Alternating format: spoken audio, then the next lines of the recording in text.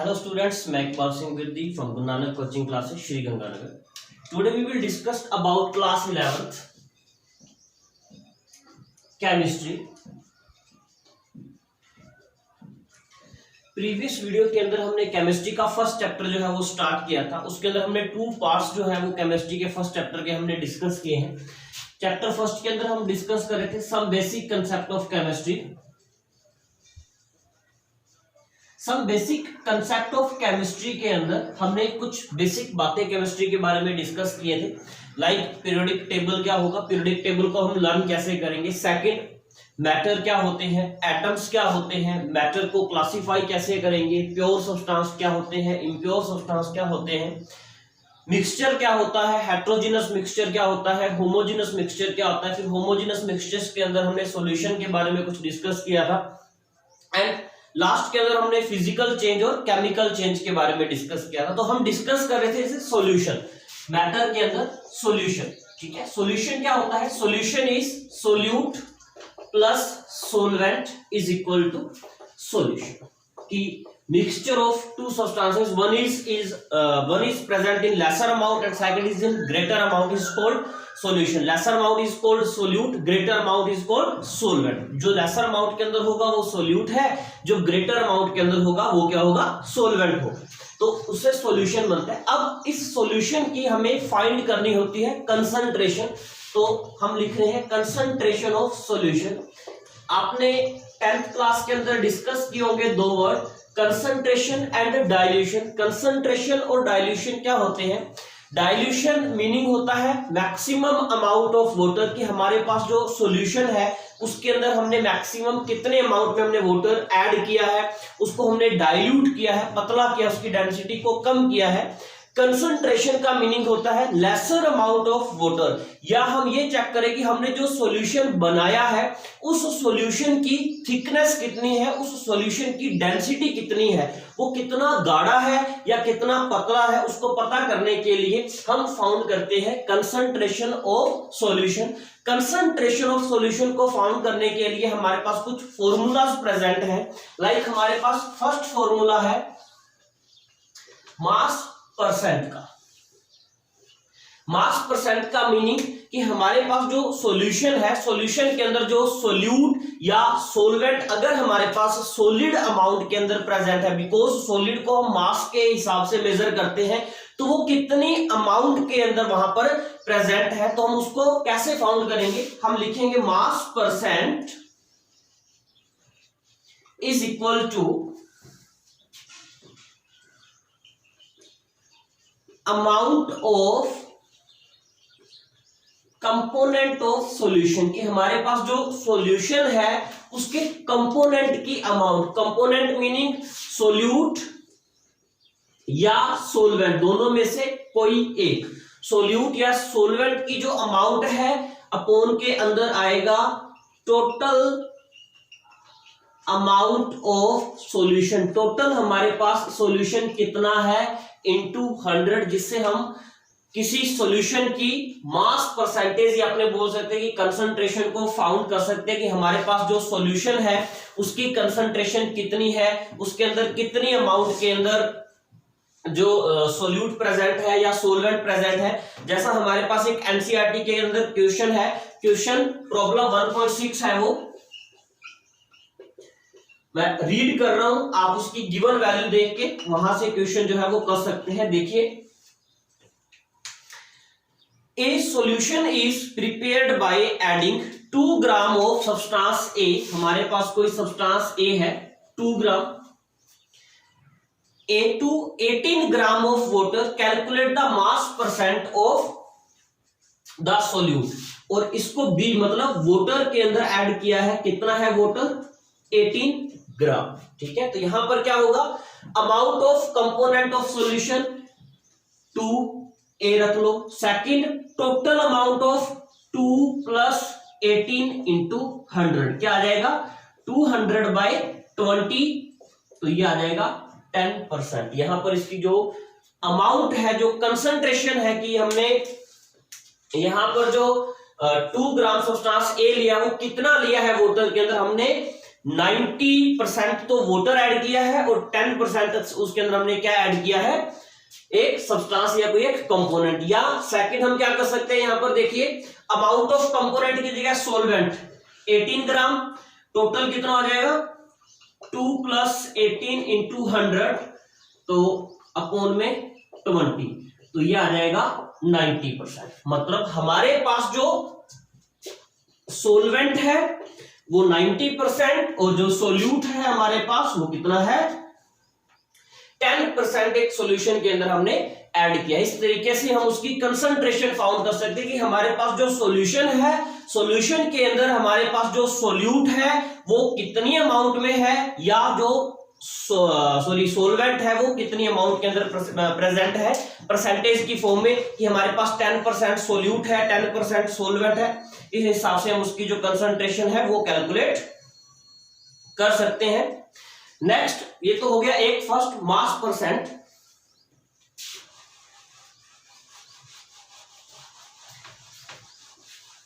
थोड़ा स्पेस का मैं इसको साफ करूं। सेकंड हम कैलकुलेट करेंगे mole fraction. Mole fraction is represented bye x, small x। Mole fraction का फॉर्मूला क्या होगा, number of mole of substance A और B upon total number of moles of solution. यहां पर फिर वही हमें यहां पर क्या करना होगा, हमें यहां पर टोटल जो अमाउंट हमें गिवन है वो पुट नहीं करनी, हमें यहां पर क्या करना है नंबर ऑफ मोल निकालने किसी भी सॉल्यूशन के। जैसे यहां पर अगर हम देखें तो कोई एक क्वेश्चन अगर हम बनाए तो यहां पर क्वेश्चन क्या बनता है कि 2 ग्राम हमने यहां पर क्या लिया सोडियम, 2 ग्राम सोडियम नहीं sorry 2 gram helium is added into 18 gram of water, calculate mole fraction. अब हमने 2 ग्राम हीलियम को 18 ग्राम वाटर के अंदर ऐड किया है तो वहां पर उसका मोल फ्रैक्शन जो है वो कैलकुलेट करो। अब मोल फ्रैक्शन के लिए हमारे पास देखिए A मीनिंग हमारे पास सोल्यूट कितना है 2 ग्राम। सेकंड क्या है B मीनिंग सोलवेंट, सोलवेंट कितना है 18 ग्राम। जो 2 ग्राम है ये क्या है हीलियम, 18 ग्राम क्या है 18 ग्राम ऑफ वाटर H2O। अब हम कैलकुलेट करेंगे नंबर ऑफ मोल्स, जो आपने 9th क्लास के अंदर भी डिस्कस किए होंगे। Number of moles is equal to given mass upon molar mass. तो यहां पर हम फर्स्टली कैलकुलेट करेंगे सोल्यूट का, तो फर्स्ट यहां पर आएगा सोल्यूट का number of moles represented by n हमें कैलकुलेट करने हैं। गिवन मास कितना है 2 ग्राम, मोलर मास किसका आएगा हीलियम का कितना है 4, तो n इज इक्वल टू कितना आ जाएगा 1/2 या 0.5 मोल्स। सेकंड क्या हो गया 18 ग्राम, गिवन मास 18, मोलर मास 18, तो यहां पर इसका कितना आया 1 मोल। अब फॉर्मूले में पुट करें number of mole of substance A या B, ठीक है,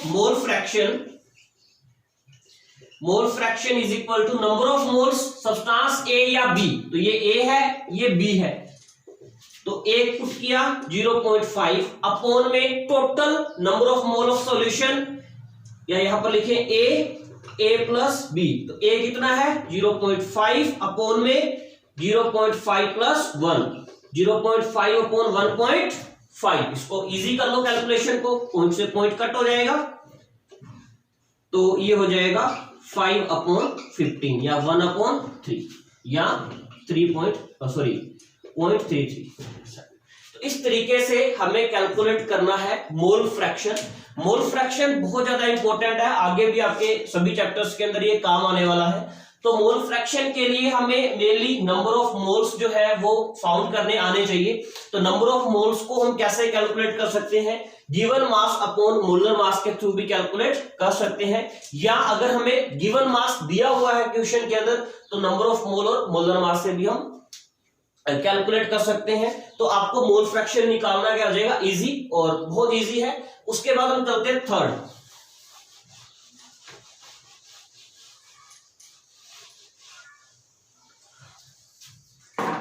थर्ड आया हमारे पास molarity.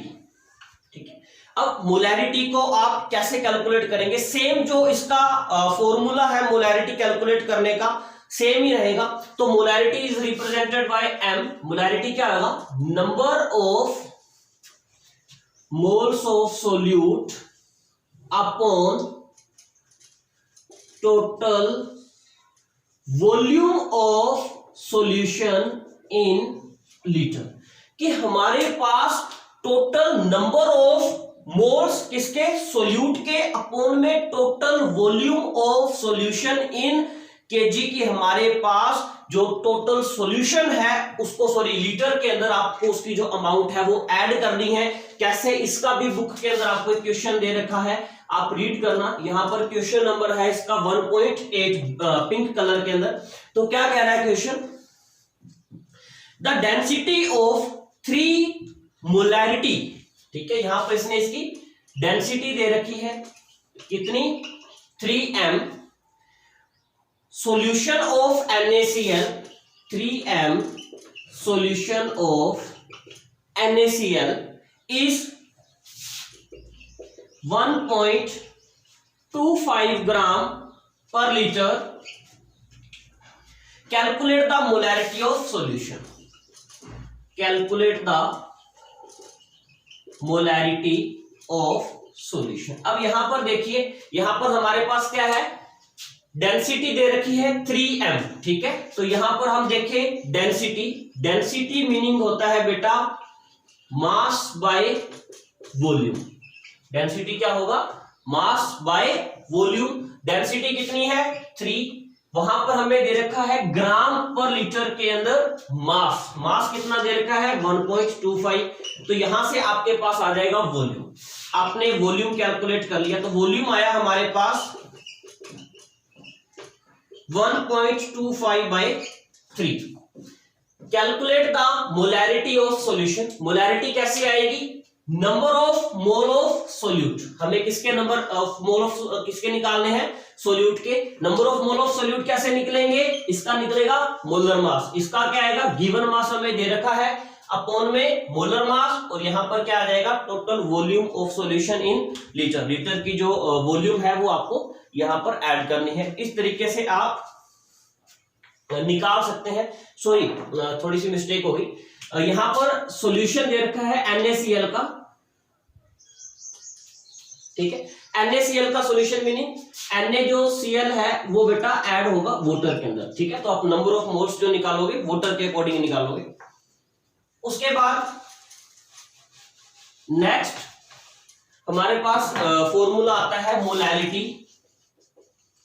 Molality is represented by small m। Small m से रिप्रेजेंट करेंगे तो मोलैलिटी क्या होता है, number of mole of solute. Same वही यहां पर क्या आ जाएगा, मास ऑफ सोलवेंट इन केजी, कि हमारे पास जो सोलवेंट है उसका जो मास है, थोड़ा सा ये डिफरेंट है क्योंकि यहां पर अपॉन में mass of solvent in KG आ गया। तो ये 4 फॉर्मूलाज है। यहां पर आपके लिए सबसे जो मेन इंपॉर्टेंट है वो है मोल फ्रैक्शन। मोल फ्रैक्शन का बहुत ज्यादा वाइड यूज है केमिस्ट्री के अंदर। नंबर ऑफ मोल्स आपको निकालने आने चाहिए। सेकंड हमारे पास मोलैरिटी, मोलैरिटी का भी बहुत यूज है लेकिन 12th क्लास के अंदर मोलैरिटी का ज्यादा यूज आएगा। तो आप इन चारों फॉर्मूलाज को देखना और मोल फ्रैक्शन के ऊपर क्वेश्चंस की अच्छी प्रैक्टिस करना, एनसीईआरटी पर बेस्ड। अब सॉल्यूशन हमने डिस्कस किया था, तो सॉल्यूशन के साथ ही जैसे जो अभी प्रॉब्लम हमने डिस्कस की मोलैरिटी वाली, डेंसिटी, ठीक है, तो डिस्कस करेंगे। अभी जब चैप्टर आगे बढ़ेगा तो वो न्यूमेरिकल जो है वो आपके लिए और इजी हो जाएगा। जब मैं आपको डेंसिटी और एसआई यूनिट्स को अच्छे से करवा दूंगा तो ये न्यूमेरिकल अच्छे से हो जाएगा 1.8। दोबारा फिर मैं न्यूमेरिकल को डिस्कस करवाऊंगा क्योंकि अभी थोड़ा सा समझ में नहीं आएगा आपको। अब क्या है, हमने सॉल्यूशन डिस्कस किया था, तो सॉल्यूशन के साथ साथ मैंने कंसंट्रेशन जो है वो डिस्कस कर ली, जो हालांकि कंसंट्रेशन जो है वो बुक के बिल्कुल लास्ट के अंदर दे रखी है। फिर भी अगर आपको यहाँ पर कोई डाउट लगे तो आप मेरे से कमेंट सेक्शन के अंदर या कॉल करके अपने डाउट को क्लियर कर सकते हैं। अब नेक्स्ट क्या हम डिस्कस कर रहे हैं, नेक्स्ट हम डिस्कस कर रहे हैं international system of unit. International system of unit. अब इंटरनेशनल सिस्टम ऑफ यूनिट क्या होता है, या हम बोले एसआई यूनिट क्या होती है। एक्चुअली में क्या है, बहुत टाइम पहले सभी जो कंट्रीज थी, सभी कंट्रीज के अंदर क्या होता था, अपनी अपनी मेजरमेंट यूनिट्स होती थी, ठीक है। अपने अगर बोले भी देसी लैंग्वेज के अंदर उसको मेजर करते थे कि आपको कैसे मेजर करना है। कुछ कंट्रीज के अंदर पाउंड से मेजर होता था, कुछ में केजी से, कुछ में ग्राम से, ठीक है, कुछ में सेंटीमीटर से, कुछ में लीटर से। तो अलग अलग कंट्रीज की जो अलग अलग यूनिट्स उन्होंने बना रखी थी, लेकिन फिर साइंटिस्ट ने क्या किया भी अलग अलग कंट्री की अलग अलग मेजरमेंट यूनिट है, ठीक है। तो उन सभी यूनिट्स को इकट्ठा करके एक ही यूनिट बना दी, जिसको हम बोलते हैं इंटरनेशनल सिस्टम ऑफ यूनिट। अगर हम बात करें पुराने टाइम में कौन कौन सी यूनिट्स चलती थी, तो पुराने टाइम के अंदर जैसे देखो यूनिट्स कौन सी चलती थी, पुराने टाइम में चलती थी सीजीएस, एमकेएस, एफपीएस, ठीक है। सीजीएस का मतलब होता था सेंटीमीटर, ग्राम, सेकंड। एमकेएस का मीटर, किलोग्राम, सेकंड। एफपीएस का फुट, पाउंड, सेकंड, ठीक है। तो इस तरीके से यूनिट चलती थी, लेकिन हमें ये चीज डिस्कस नहीं करनी है। हम डिस्कस कर रहे हैं इंटरनेशनल सिस्टम ऑफ यूनिट, या हम बोले एसआई यूनिट के बारे में हम डिस्कस कर रहे हैं। तो एसआई यूनिट क्या है, एक्चुअली में एसआई यूनिट को वैसे तो 3 पार्ट्स के अंदर डिवाइड किया गया, लेकिन हम इसको 2 पार्ट्स के अंदर डिस्कस करेंगे मेनली। अब देखिए जो एसआई यूनिट है इसको 3 पार्ट्स में कैसे डिवाइड किया गया। इसके 3 पार्ट्स हैं। इसको सबसे पहले बोलते हैं बेसिक एसआई यूनिट, सेकंड इसको डिराइव किया गया है डेराइव्ड एसआई यूनिट, और थर्ड है सप्लीमेंट्री एसआई यूनिट, ठीक है। हमें डिस्कस करना है सिर्फ बेसिक और डेराइव्ड की जो इंटरनेशनल यूनिट है, उसमें बेसिक और डेराइव यूनिट का क्या मीनिंग है। अब देखिए जो बेसिक इंटरनेशनल यूनिट है वो इंडिपेंडेंट है। इंडिपेंडेंट का मतलब वो सिंगल है, किसी से मिलकर नहीं बनी, वो सिंगल है, अकेली यूनिट है। डेराइव का मतलब ये मिक्सचर है, ठीक है। यहां पर क्या है, 2 और मोर यूनिट्स जो है वो आपस में कंबाइन हुई है, उसको बोलते हैं डेराइव्ड। एक्चुअली में देखा जाए तो यहां पर सिर्फ एक बेसिक सिस्टम ही है यूनिट का, डेराइव को बेसिक से ही बनाया गया है। मतलब कुछ बेसिक यूनिट्स को अगर हम आपस में कलेक्ट कर दें तो वहां से हम डेराइव बना सकते हैं, लेकिन जो एक सिस्टम है वो सिर्फ एक बेसिक का ही सिस्टम है। तो देखिए हमारे पास जो टोटल बेसिक है इसकी 7 यूनिट्स है हमारे पास। देखिए 7 यूनिट्स कौन कौन सी है। सबसे पहले हमारे पास है लेंथ, ठीक है। सेकंड है मास, थर्ड है टाइम, फोर्थ है इलेक्ट्रिक करंट, फिफ्थ है थर्मोडायनामिक, सिक्स्थ है इंटेंसिटी ऑफ लाइट, लाइट की जो स्पीड, और सेवंथ है हमारे पास अमाउंट ऑफ सब्सटेंस।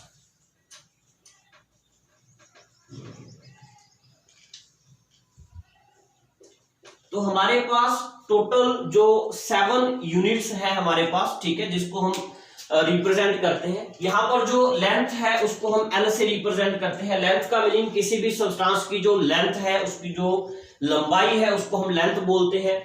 मास को हम हमेशा ही केजी के अंदर यूज करते हैं। इंटरनेशनल सिस्टम के अंदर मास, किसी भी सब्सटेंस का जो मास है। टाइम को हमेशा ही हम सेकंड के अंदर रिप्रेजेंट करेंगे।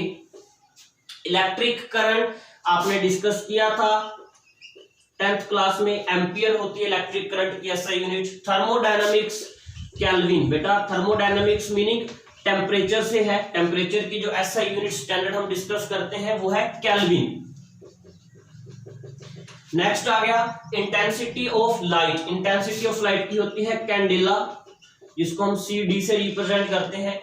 अमाउंट ऑफ सब्सटेंस, किसी भी सब्सटेंस के अमाउंट को मोल, मतलब एक बिल्कुल स्मॉलेस्ट जो यूनिट मानी जाती है किसी भी एटम को मेजर करने के लिए या पार्टिकल्स को मेजर करने के लिए, नंबर ऑफ मोल्स को लिया जाता है। तो नंबर ऑफ मोल्स किसी भी सब्सटेंस के लिए आएगी। लाइट की इंटेंसिटी के लिए कैंडेला आएगी। थर्मोडायनेमिक्स मीनिंग टेम्परेचर के लिए केल्विन को यूज करेंगे। इलेक्ट्रिक करंट के लिए हम एम्पियर को यूज करेंगे। टाइम के लिए सेकंड को, मास के लिए केजी को, लेंथ के लिए एल को। मीनिंग सबसे पहले यहां पर हमारे पास टोटल 7 यूनिट्स ही फाउंड की गई थी। 7 यूनिट्स को ही डिस्क्राइब किया गया था। बाकी जितनी भी यूनिट्स बनी है इन 7 यूनिट्स का मिक्सचर है। ठीक है, कैसे 7 यूनिट्स का मिक्सचर? आप देखो कुछ एग्जांपल दे रहा हूं, बहुत सारे एग्जांपल है। फर्स्ट एग्जांपल है वर्क। अब वर्क क्या होता है? Work is equal to force into displacement, meaning W is equal to F into S. F क्या होता है? MA। S क्या होता है? डिस्प्लेसमेंट। मास की एसआई यूनिट केजी। ए एक्सेलरेशन जो ग्रेविटी के कारण है, मीटर पर सेकंड स्क्वायर, इनटू डिस्प्लेसमेंट की एसआई यूनिट क्या होती है? मीटर।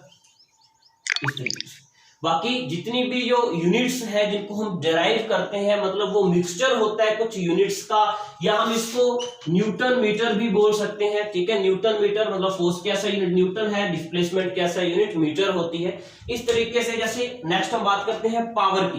पावर की यूनिट कैसे निकलती है? Power work upon time P। ठीक है, पावर की एसआई यूनिट वैसे तो वाट होती है, लेकिन अगर हम निकालें तो वर्क की क्या निकलेगी? फोर्स इनटू डिस्प्लेसमेंट, मतलब न्यूटन मीटर, और टाइम की क्या निकलेगी? सेकंड पर सेकंड, न्यूटन मीटर पर सेकंड। इस तरीके से हम इन एसआई यूनिट्स को फाउंड कर सकते हैं। मेनली जो हमारे पास बेसिक यूनिट्स है वो 7 है, length, mass, time, electric current, thermodynamics, intensity of light, and last one is amount of substance. इन 7 का जो आगे मिक्सचर है उनसे डिराइव एसआई यूनिट्स बनती है। जितनी भी बनेगी, एनर्जी की बनेगी, पावर की बनेगी, जूल की बनेगी, कूलाम की बनेगी, वर्क की बनेगी, इलेक्ट्रिक पोटेंशियल की बनेगी। सभी जो यूनिट्स है वो बेसिक यूनिट्स के मिक्सचर से आगे बनती हैं। अब यहां पर हमने डिस्कस कर लिया इंटरनेशनल सिस्टम ऑफ यूनिट्स को। अब इंटरनेशनल सिस्टम ऑफ यूनिट जो है उसके बाद हम कुछ बेसिक टर्म्स के बारे में डिस्कस करेंगे। लाइक सबसे पहले हमारे पास है मास एंड वेट। ठीक है, मास एंड वेट का मीनिंग क्या होता है? देखिए, मास और वेट, मास और वेट का जो मेन डिफरेंस है, मेजर डिफरेंस क्या होता है? मास क्या होता है? अमाउंट या space occupied by matter, it can never change। SI unit kg। Weight क्या होगा? Gravitational force exerted by an object, it can be changed। SI unit newton. अब देखो मास और वेट के अंदर डिफरेंस, मास और वेट का जो डिफरेंस है ये डिफरेंस सिर्फ केमिस्ट्री के अंदर है, ठीक है।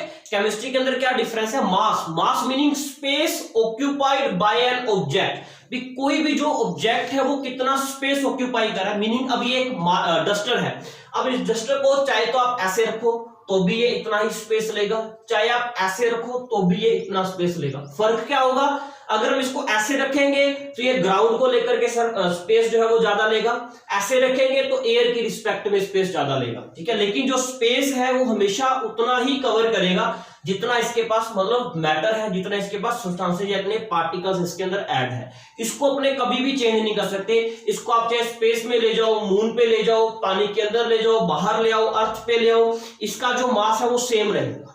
सेकंड, वेट की अगर हम बात करें कि ये जो डस्टर है ये अर्थ पर कितना ग्रेविटेशनल फोर्स लगा रहा है। अगर ये ऐसे लेटेगा तो फोर्स कम लगेगा, ऐसे लेटेगा तो फोर्स, अगर हम हमारी बात करें, अगर हम किसी ऑब्जेक्ट पर खड़े हैं स्टैंडिंग पोजीशन में तो हमारा जो वेट है वो ज्यादा लग रहा है, वही अगर हम लेटे हुए हैं तो वेट कम लग रहा है। जैसे चारपहिया बेड पर अगर हम खड़े हो जाएं तो उसके आवाज आती है उसके अंदर से, अगर हम लेट जाए तो आवाज नहीं आती। तो जो वेट है वो ग्रेविटेशनल फोर्स को एक्सर्ट करता है, और ग्रेविटेशनल फोर्स हमें पता है वो अर्थ की रिस्पेक्ट में चेंज होता है। अगर हम अप जाएंगे तो डाउन कम होगा, डाउन जाएंगे तो बढ़ेगा। तो उसकी जो एसआई यूनिट है वो होती है newton. This is the difference between mass and weight, mass और वेट का ये मेन डिफरेंस है। उसके बाद नेक्स्ट होता है वॉल्यूम। वॉल्यूम मीनिंग क्या होता है, वॉल्यूम का मीनिंग कोई भी जो हमारे पास लिक्विड सब्सटेंस है वो कितना जो स्पेस है वो ऑक्यूपाई कर रहा है, ठीक है। इसकी एसआई यूनिट जैसे सेंटीमीटर क्यूब होती है तो उसको हम बोलते हैं वॉल्यूम। जैसे हमारे पास ये वाटर बोतल है, ठीक है, वाटर बोतल जो है वो कितना जो स्पेस है वो ऑक्यूपाई कर रही है, या जो एयर है, एयर का भी हम वॉल्यूम चेक कर सकते हैं। रूम के अंदर जो एयर है उसने कितना जो स्पेस है वो ले रखा है, वो उसका होगा वॉल्यूम। यहां पर हमने डिस्कस कर लिया मास, वेट और वॉल्यूम के बारे में। नेक्स्ट अब हम डिस्कस करते हैं टेम्परेचर, ठीक है। टेम्परेचर की हमने देखा कि जो एसआई यूनिट है वो केल्विन है, लेकिन यहां पर हम 3 टाइप्स की जो एसआई यूनिट है वो डिस्कस करते हैं टेम्परेचर की। केल्विन, डिग्री सेल्सियस, फ़ारेनहाइट, ठीक है।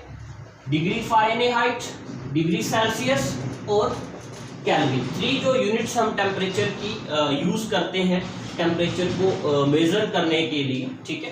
तो टेम्परेचर की जो एसआई यूनिट्स है या एसआई यूनिट्स को हमें एक दूसरे के अंदर कन्वर्ट करना पड़े तो हम क्या करते हैं उस चीज के बारे में डिस्कस करते हैं। फर्स्टली हम इन दोनों को लेके चलते हैं कि अगर हमारे टेम्परेचर को डिग्री सेल्सियस टू केल्विन के अंदर या केल्विन टू डिग्री सेल्सियस के अंदर कन्वर्ट करना है तो हम क्या करेंगे, ठीक है। अगर हमें degree Celsius meaning 0 degree Celsius जो है वो होगा इज इक्वल टू 273 केल्विन, ठीक है। यहां पर 273 केल्विन इज इक्वल टू होगा 0 degree.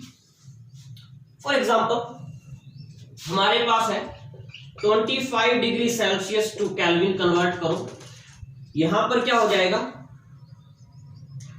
Degree Celsius 25 plus kelvin 273, तो ये आ जाएगा 5389298 केल्विन। मतलब सम करेंगे 273 का, वहीं अगर हम बोले 298 केल्विन टू डिग्री सेल्सियस तो यहां पर क्या हो जाएगा 273 माइनस 298 माइनस 273, यहां पर कितना आ जाएगा 25 डिग्री सेल्सियस। अब मैंने यहां पर 25 डिग्री सेल्सियस ही क्यों लिया, बिकॉज 25 डिग्री सेल्सियस जो है वो एक रूम टेम्परेचर कैलकुलेट करते हैं, जो एक स्टैंडर्ड रूम का टेम्परेचर माना जाता है। कोई भी एक बेसिक हम रूम ले लें, क्योंकि अगर गर्मी है तो भी हम रूम के अंदर रहेंगे, अगर बहुत ज्यादा सर्दी है तो भी हम रूम के अंदर रहते हैं, ठीक है। घरों के अंदर मेनली रूम बने होते हैं, तो रूम का एक जो स्टैंडर्ड टेम्परेचर माना जाता है वो स्टैंडर्ड टेम्परेचर होता है 25 डिग्री सेल्सियस। मीनिंग एक रूम के अंदर अगर हम देखें तो ना तो ज्यादा गर्मी होती है ना ज्यादा सर्दी। हमने एसी चलाया या हीटर चलाया वो एक अलग बात है, लेकिन एक स्टैंडर्ड रूम का जो टेम्परेचर साइंस के अकॉर्डिंग माना जाता है वो 25 डिग्री सेल्सियस माना जाता है। उसके बाद ये तो थी बात केल्विन और डिग्री सेल्सियस की। अगर हमें फारेनहाइट और डिग्री सेल्सियस के अंदर कन्वर्जन करना हो, जैसे फारेनहाइट और डिग्री सेल्सियस क्या होता है, डॉक्टर हमारा टेम्परेचर चेक करता है, ठीक है। हमारी बॉडी का जो नॉर्मल टेम्परेचर है, ह्यूमन बॉडी नॉर्मल टेम्परेचर, हमारी बॉडी का जो नॉर्मल टेम्परेचर है देखिए 98.6 डिग्री फारेनहाइट या 36.6 डिग्री सेल्सियस। अगर हम फारेनहाइट के अंदर चेक करें तो हमारी बॉडी का टेम्परेचर है 98.6 डिग्री फारेनहाइट, और अगर हम सेल्सियस के अंदर चेक करें तो 36.6 डिग्री सेल्सियस हमारी बॉडी का, या कुछ साइंटिस्ट इसको सिंपल 36 डिग्री सेल्सियस भी बोलते हैं, हमारी बॉडी का टेम्परेचर है। अब डॉक्टर बोलते हैं कि हमें 102 बुखार है, 103 बुखार है, 104 का मीनिंग 98.6 डिग्री फारेनहाइट तो नॉर्मल टेम्परेचर है, उसके बाद मीनिंग 99 तो नॉर्मल है, 102 मतलब 3 डिग्री फारेनहाइट हमारा टेम्परेचर इंक्रीज हो गया, 4 डिग्री फारेनहाइट हमारा टेम्परेचर इंक्रीज हो गया। डिग्री सेल्सियस के अंदर नहीं होता, वो फारेनहाइट के अंदर होता है, ठीक है। तो 2 यूनिट्स होती हैं। अगर हम इनका कन्वर्जन देखें तो क्या होगा, देखो अगर हम डिग्री सेल्सियस को फारेनहाइट के अंदर कन्वर्ट करते हैं तो 9/5 degree Celsius plus 32, 9/5 degree Celsius plus 32। तो आप डिग्री सेल्सियस को फारेनहाइट के अंदर कन्वर्ट कर सकते हो। वहीं अगर हम फारेनहाइट को डिग्री सेल्सियस या डिग्री सेल्सियस को फारेनहाइट में कन्वर्ट करेंगे तो इसका अपोजिट हो जाएगा, मतलब यहां वैल्यू पुट करके इसकी वैल्यू फाउंड कर देंगे। तो आप एक फॉर्मूला याद रखें, क्योंकि आप इसके अगर 2 फॉर्मूला याद रखते हो फारेनहाइट और डिग्री सेल्सियस का तो कंफ्यूजन हो जाती है कौन सा फॉर्मूला कहां लगाना था, ठीक है। तो आप एक ही फॉर्मूला याद रखें। तो ये बात थी हमारी बेसिक टेम्परेचर के बारे में। तो हमने अब इस चैप्टर के अंदर टेम्परेचर के बारे में डिस्कस कर लिया, मास वेट के बारे में डिस्कस कर लिया, कंसंट्रेशन के बारे में डिस्कस कर लिया, सॉल्यूशन के बारे में डिस्कस कर लिया। जैसे थोड़ी सी एक बेसिक बात है, हालांकि हम कल की जो वीडियो बनाएंगे उसमें डिटेल में डिस्कस करेंगे, जो चैप्टर है वो फिनिश हो जाएगा। क्या डिस्कस किया था, जो अमाउंट ऑफ सब्सटेंस है, amount of substance is equal to mole. Amount of substance को हम मोल से रिप्रेजेंट करते हैं। तो देखिए क्या होता है, यहां पर मैं केमिकल रिएक्शन ले रहा हूं, CH4 plus O2, CO2 plus H2O plus heat and light. पढ़ी होगी आपने, याद आ रहा होगा कार्बन चैप्टर के अंदर और फर्स्ट चैप्टर के अंदर 10th क्लास में कंबशन रिएक्शन जो है। अब मैं इसको अगर बैलेंस करूं तो यहाँ पर कार्बन 1 है, हाइड्रोजन 4 है, तो यहाँ पर 4 हो गए। ऑक्सीजन कितने, यहाँ पर 2 2 जा 4, तो यहाँ पर भी 4 हो गए। अब यहाँ पर देखिए नंबर ऑफ मोल का क्या रोल है। देखिए यहाँ पर क्या है, ये जो है ये है मेथेन, आपको पता ही है, ये ऑक्सीजन, ये कार्बन डाइऑक्साइड और ये वाटर। अब यहां पर देखिए क्या होगा, ये है 16 ग्राम मेथेन, 16 ग्राम मेथेन मीनिंग कार्बन का 12, हाइड्रोजन 4। ये है यहां पर 16, 32, 32, 32, 64 ग्राम ऑक्सीजन। या हम बोले कि CH4 is a simple compound meaning 1 mole methane 2 mole oxygen। क्या बना रहे हैं, 1 mole CO2 and 2 mole water। देखिए यहां पर कितना है, 2 और 1 3 मोल सब्सटेंस, आगे चल करके 1 और 2 3 मोल सब्सटेंस का ही फॉर्मेशन कर रहे हैं। तो this is follow law of conservation of mass, या हम किसी भी एक सब्सटेंस को नंबर ऑफ मोल से रिप्रेजेंट करते हैं। तो इसको हम कल की वीडियो के अंदर ज्यादा डिटेल में डिस्कस करेंगे। फर्स्टली हम डिस्कस करेंगे law of chemical combinations like law of conservation of mass, law of definite proportions, Dalton atomic mass, ठीक है, इसके बारे में। तो अब तक के लिए इतना ही डिस्कस करेंगे। आप एनसीईआरटी बुक से अच्छे से इनको रीड करिए। यहाँ पर एक मैंने साइंटिफिक नोटेशन जो है वो स्किप करवाया है। साइंटिफिक नोटेशन जो है वो फिजिक्स के अंदर आप अच्छे से डिस्कस कर पाओगे क्योंकि उसमें न्यूमेरिकल क्वेश्चन होता है, तो फिजिक्स वाले टीचर आपको करवाएंगे। तो यहाँ तक आपको मैंने करवा दिया। फिर भी अगर आपको साइंटिफिक नोटेशन में दिक्कत आए तो बता देना, मैं करवा दूंगा। तब तक के लिए थैंक यू।